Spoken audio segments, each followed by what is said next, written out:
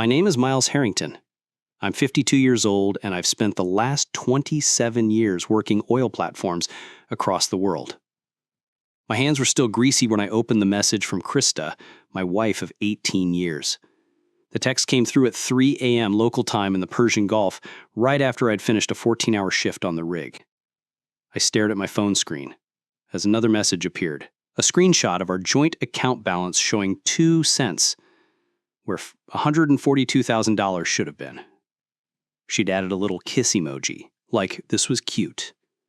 Somehow, I didn't throw my phone, didn't punch a wall, just sat on my bunk in the cramped quarters I shared with 2 other roughnecks and typed, "Sure, good luck." Then I turned my phone off and went to take a shower. The guys noticed something was off the next day when I skipped breakfast and went straight to work. Jackson, my second in command, kept glancing over during safety checks, but knew better than to ask.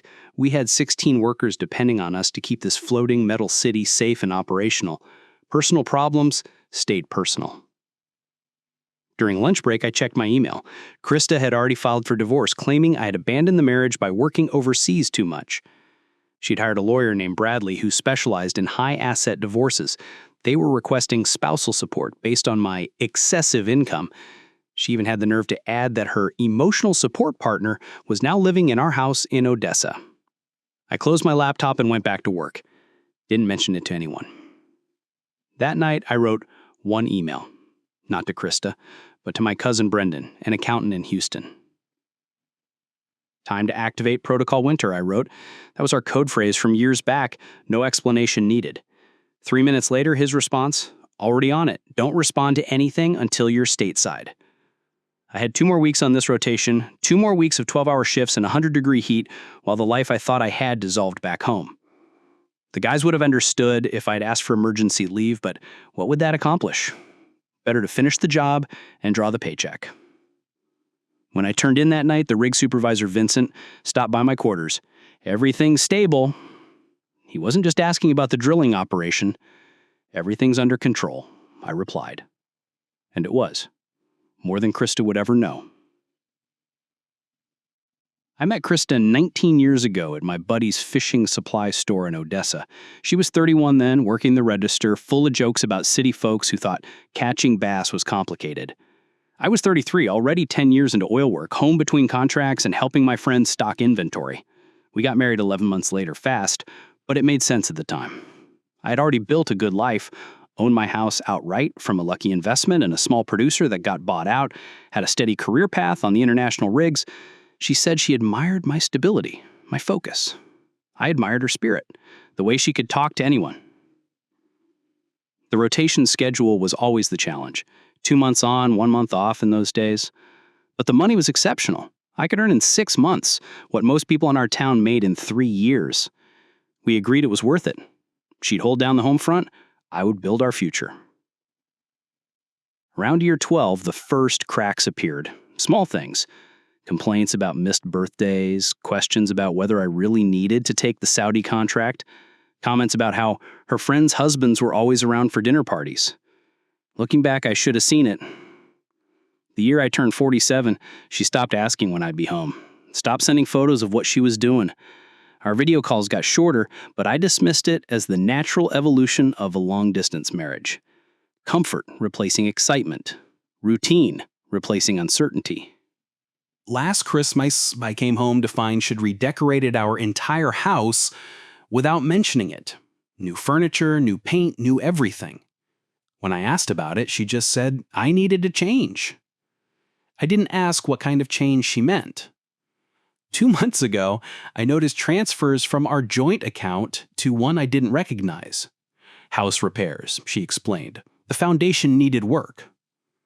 I drove by the house before leaving for this rotation. No sign of construction.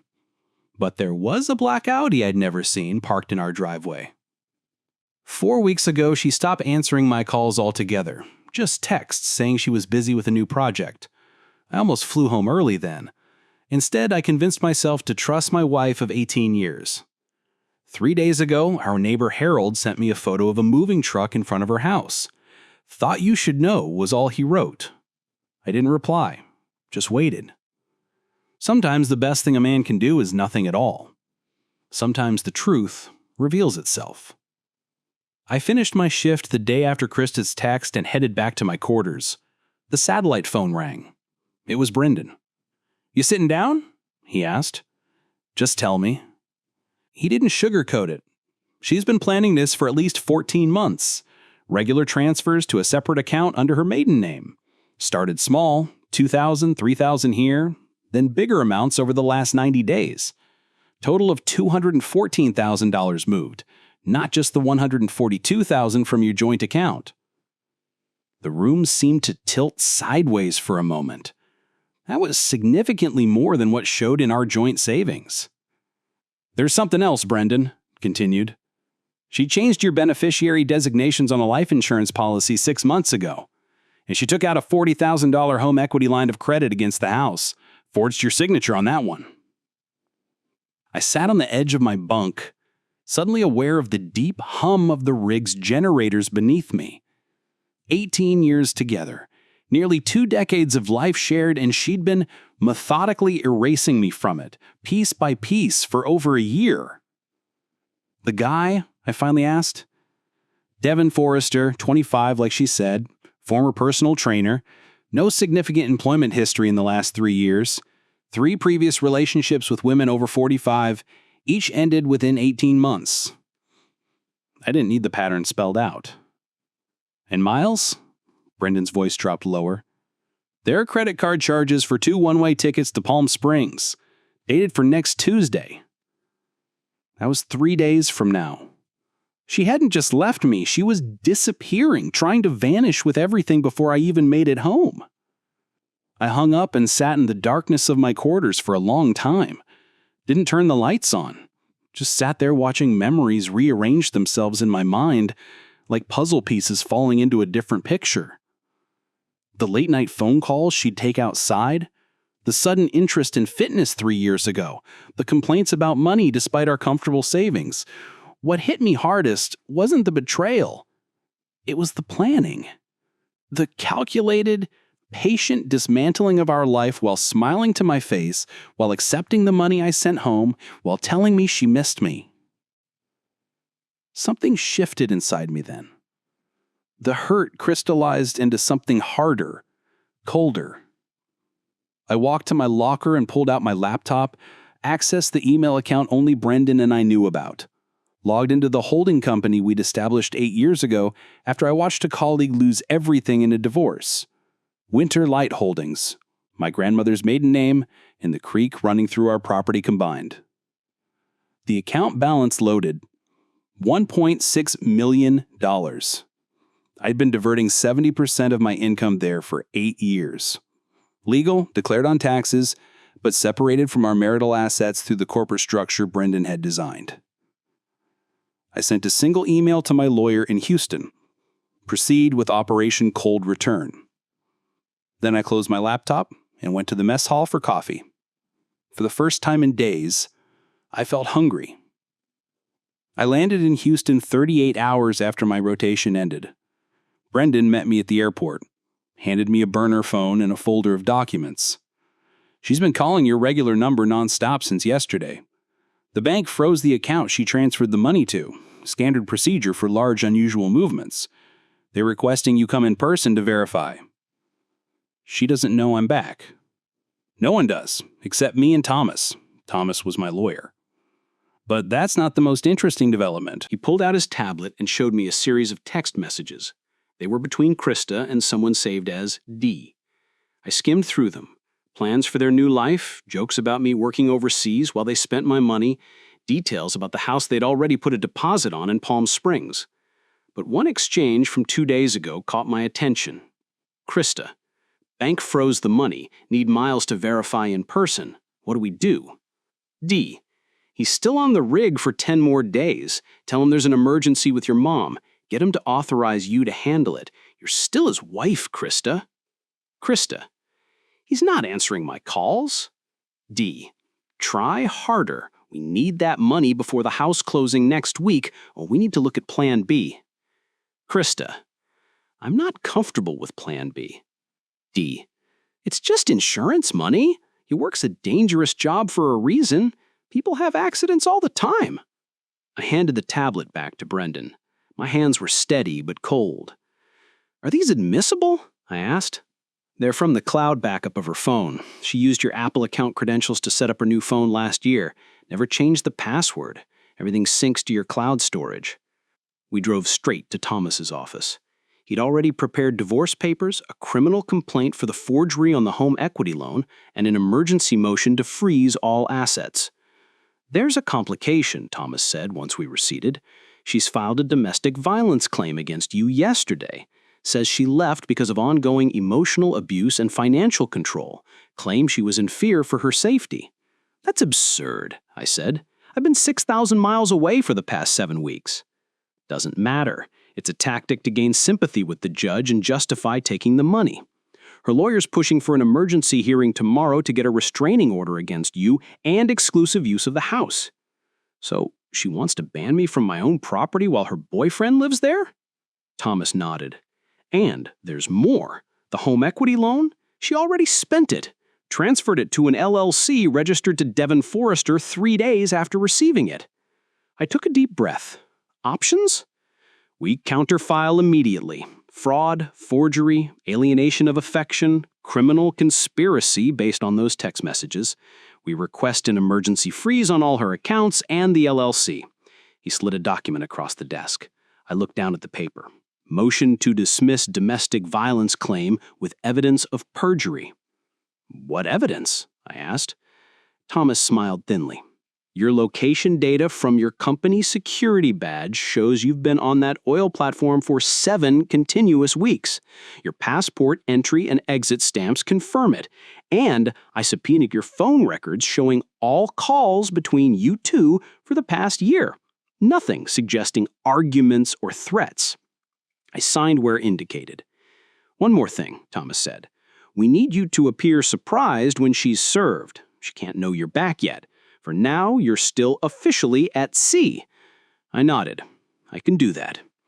As I left Thomas's office, my phone buzzed with a text from Krista to my regular number. Please call me. It's an emergency. I need you. I didn't respond. The trap was set, but not by her. I stayed at Brendan's place that night, sleeping better than I had in weeks. The next morning, I logged into the security camera feed for our house in Odessa, a system I'd installed 3 years ago and maintained remotely. Krista had either forgotten about it or assumed I couldn't access it from overseas. The footage showed a young man lounging by our pool, drinking from my collection of whiskey and wearing what looked like my old college sweatshirt. He was on his phone with someone, laughing, feet up on the outdoor furniture I'd built by hand. While I watched, Krista came into frame. She looked anxious, pacing as she talked. I couldn't hear the audio, but her body language was clear. Things weren't going according to plan. Brendan came in with coffee. You should see this, he said, opening his laptop. He'd spent the night diving deeper into Devon Forrester's background. What he found changed everything. He's done this before, 3 times. Brendan turned the screen toward me. Each time, same pattern. Meets a woman, usually married, always financially stable. Relationship develops, woman leaves husband, taking whatever money she can. They move away together. Within 18 months, he disappears with whatever's left. The screen showed news articles, court records, social media posts. 3 women across 5 years, all left financially ruined. One still paying off credit card debt Devon had accumulated in her name. There's more, Brendan said quietly. He was briefly a person of interest in the death of his second girlfriend's ex-husband. Suspicious car accident, 6 weeks after the divorce filing. Man went off a cliff on a road he'd driven for 20 years. No charges were ever filed, but the implications hung in the air between us. My phone rang.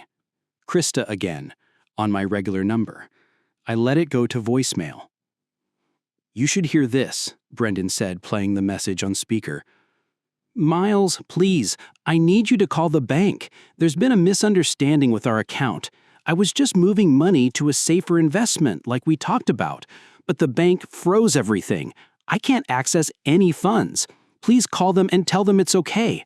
I'm really scared. We had talked about no such thing. The performance was convincing. I'd have believed her 2 weeks ago. "She's desperate," Thomas said when we met him for lunch. "The house closing in Palm Springs is in 5 days. They need that money." "What's our next move?" I asked. "The emergency hearing is this afternoon. Judge Winters is presiding. She has zero tolerance for false domestic violence claims. We have your documented alibi ready and the bank funds. We've filed to have them returned to you exclusively. But there's something else you should know." Thomas slid a folder across the table. Inside were photos of furniture being loaded into a moving truck. My furniture. Family heirlooms, things that had been in my family for generations. "They're clearing out the house," Thomas confirmed, "planning to disappear whether they get the bank money or not." I closed the folder and handed it back. "Change of plans." Both men looked at me. "I want to go home." "That's not advisable before," Thomas began. "Not to confront them, to watch from Harold's place. I want to see this with my own eyes." Brendan and Thomas exchanged looks. "And I want to be there when they're served, not hiding behind legal papers. I want Krista to see my face when her world collapses." Thomas nodded slowly. "I'll arrange it." As we left the restaurant, a text came through on my burner phone. It was from Harold. "They're packing your grandfather's desk now, the one you restored. Thought you'd want to know." Some thefts go beyond money. Some betrayals cut deeper than others. This had just become personal in an entirely new way. The 6-hour drive to Odessa gave me time to think. Thomas arranged for the sheriff to serve papers at 9 a.m. the next morning. Brendan set up surveillance from Harold's house across the street, where I'd stay overnight. Everything was in place. Harold greeted me with a silent handshake when I arrived just after midnight. He was a retired petroleum engineer who'd worked rigs himself for 30 years. No explanations needed. "She has no idea you're watching?" I asked, once we were inside. None.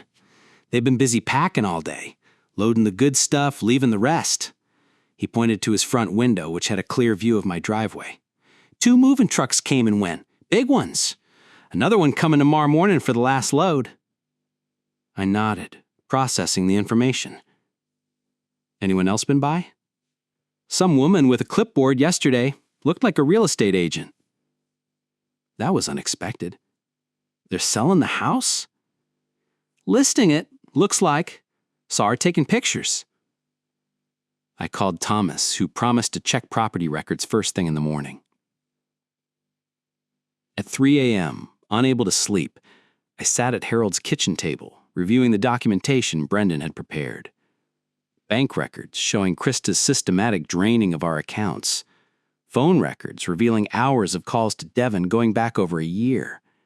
Credit card statements showing hotel charges in our own town on days she claimed to be visiting her sister. There was a cold clarity in seeing the evidence laid out. Not just a momentary betrayal, but a calculated extraction, a deliberate dismantling of everything we had built piece by piece. By sunrise, Thomas had texted confirmation. Krista had listed our house with a real estate agency 2 days earlier. Asking price was 30% below market value. Priced for a quick sale. She'd forged my signature on the listing agreement. At 8:30 a.m., I watched from Harold's kitchen window as Krista and Devon loaded the last items into Devon's black Audi. Small valuables, easy to transport. My grandmother's silver picture frames. The antique watch my father had given me before he died. At 8:45 a.m., a large moving truck pulled up. 3 men got out and approached the house. Right on schedule. At 8:59 a.m., an unmarked car parked directly behind the moving truck, blocking it in. 2 sheriff's deputies and a woman in a business suit emerged. Thomas had sent a court officer along with them. "It's time," I said to Harold. I walked across the street as the deputies approached my front door. Krista answered, her expression shifting from irritation to confusion as the officers identified themselves. Mrs. Harrington, we have paperwork to serve you and the gentleman on the premises. I stayed just out of sight, watching from the edge of the driveway as the color drained from her face. She called for Devin, who appeared behind her, his arm slanting possessively around his waist. That's when I stepped into view. The look on Krista's face was one I'll never forget.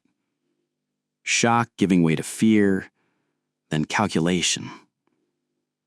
Devin just looked confused. Miles? You're supposed to be on the rig. Surprise, I said quietly, nodding to the deputies to proceed. They handed over the stack of documents, emergency restraining order against them, freezing of all assets, criminal complaint for forgery, nullification of the home listing, and notice of divorce proceedings citing fraud and criminal conspiracy. You can't do this. Devin spoke up, puffing out his chest. She's afraid of you. We have a domestic violence claim. Dismissed this morning by Judge Winters, I interrupted. Hard to abuse someone from 6,000 miles away. The judge was particularly interested in the text messages discussing your Plan B involving my insurance policy. His face went slack. Krista stepped forward, tears already forming. Miles, this is all a misunderstanding. I was just saving our... I finished for her, gesturing to the moving truck. Documents, protecting our assets by emptying our house, planning our future by selling our home without telling me. She had no answer for that. You have 30 minutes to remove personal items only, clothing and toiletries.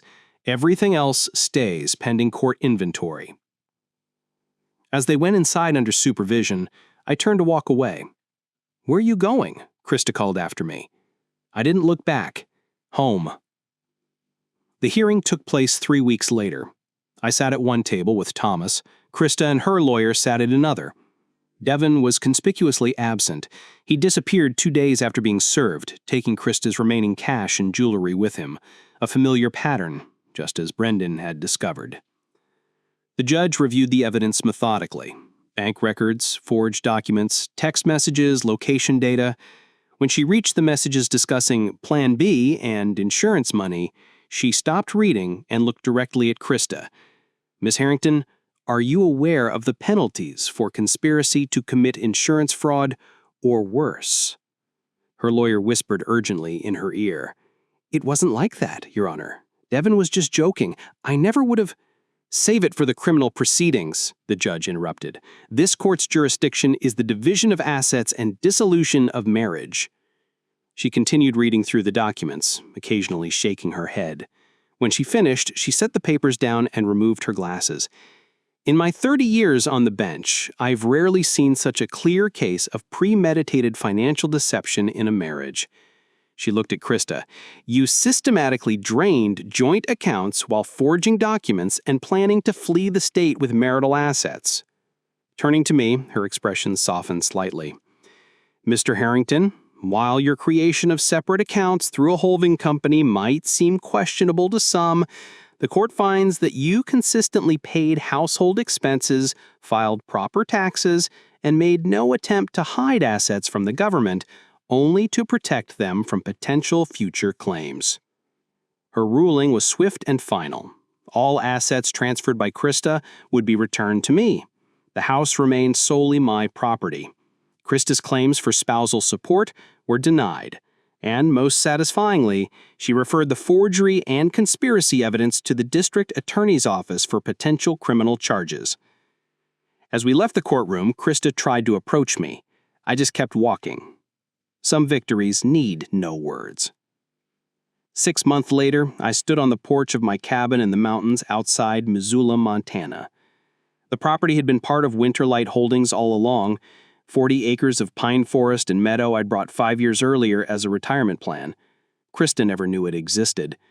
The forgery charges against her had been reduced in a plea deal. No jail time, but 5 years probation and restitution payments she'd likely never complete. Last I heard, she was living with her sister in Tulsa, working retail. Devin had moved on to a divorced doctor in Arizona, his pattern continuing unbroken. I'd taken an early retirement from the oil company. 27 years was enough. Between my investments, savings, and the small natural gas royalties from a property in Arkansas, I had more than enough to live comfortably for the rest of my life. Harold called occasionally with updates from Odessa. I'd sold the house there. Too many memories, none of them good anymore. He'd helped clear out the last of my things, shipping the family heirlooms to Montana and donating the rest. The afternoon mail brought an envelope from Brendan, final paperwork showing the dissolution of Winterlight Holdings. Its purpose was complete. Assets transferred, taxes paid, a chapter closed. As the sun set behind the mountains, I poured myself a glass of bourbon and sat on the porch swing I'd built that summer. For the first time in years, no one was expecting anything from me. No crew waiting for instructions, no wife pretending to miss me. Just quiet and the sound of wind in the pines. My phone rang, a new project manager at a Canadian oil company, offering a consulting position. Good money, minimal travel, just sharing expertise I'd accumulated over decades. I'll think about it, I told him. And I would. But not tonight. Tonight was just for me, for the peace I'd earned, for the life I was finally living on my own terms.